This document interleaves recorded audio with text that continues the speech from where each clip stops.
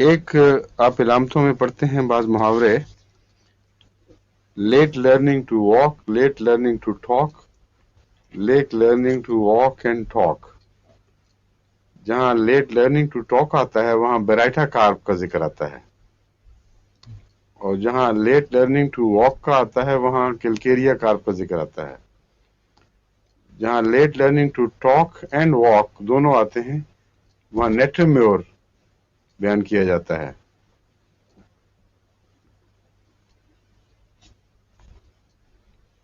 نیٹرمیور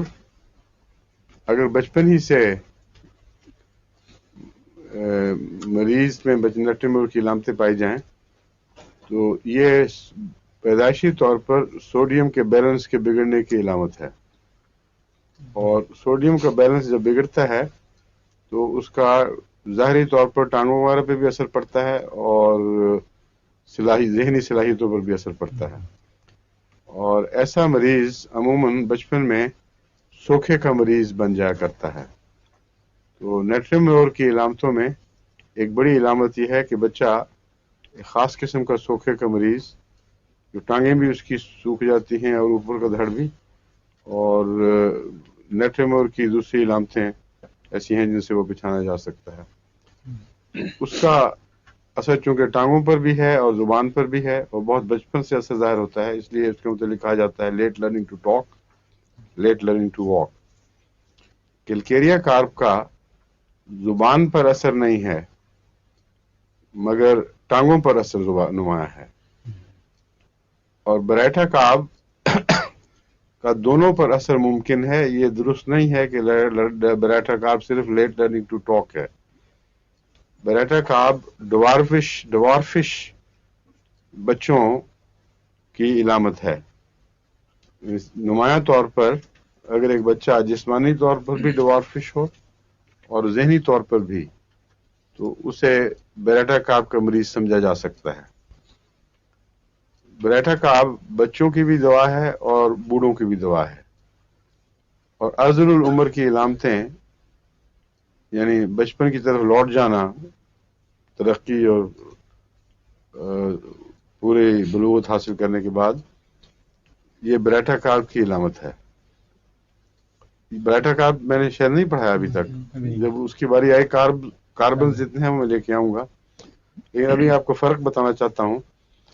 کہ برائٹا کارپ میں عمومی ڈوارفشنس یعنی بونا پن اور اس سے ملتی جلتی علامتیں پائی جاتی ہیں، لیکن ہرگز لازم نہیں کہ صرف بونوں کے لیے برائٹا کارپ استعمال کی جائے۔ بچوں کے جب بحث ہوتی ہے تو جن بچوں میں بونے پن کی علامتیں پائی جائیں وہ بچے برائٹا کارپ کا اثر رکھتے ہیں، لیکن ایک شرط ہے کہ دماغی لحاظ سے بھی وہ بونے ہوں۔ اگر ذہن تیز ہو اور ہوشیار اور چالاک جیسے بعض بچوں میں یہاں بھی ملتا ہے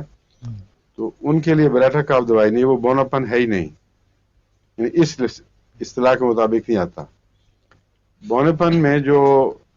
ہڈیوں وغیرہ کے اندر کچھ خم پیدا ہو جاتا ہے، کچھ غیر معمولی طور پر تھکننگ ہو جاتی ہے بعض جگہ بونز کی،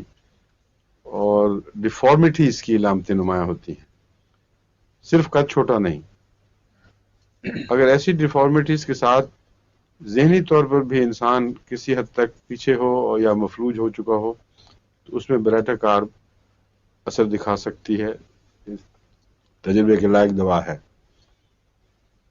میں نے برائٹا کارپ کو ٹائیفائڈ کے بعد کی اور دوسری ایسی بیماریوں کے نتیجے میں جن میں بونز کے اوپر اثر پڑتا ہے اس میں استعمال کر کے دیکھا ہے، اور 200 میں برائٹا کارپ ریپیٹ کی جائے تو بہت اچھا اثر دکھاتی ہے،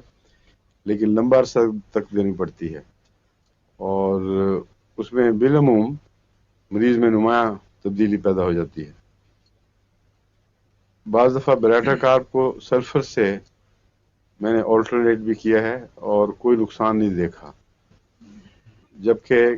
کلکیریا کارپ کے متعلق کہا جاتا ہے کہ سلفر سے آلٹرنیٹ نہیں کرنا چاہیے،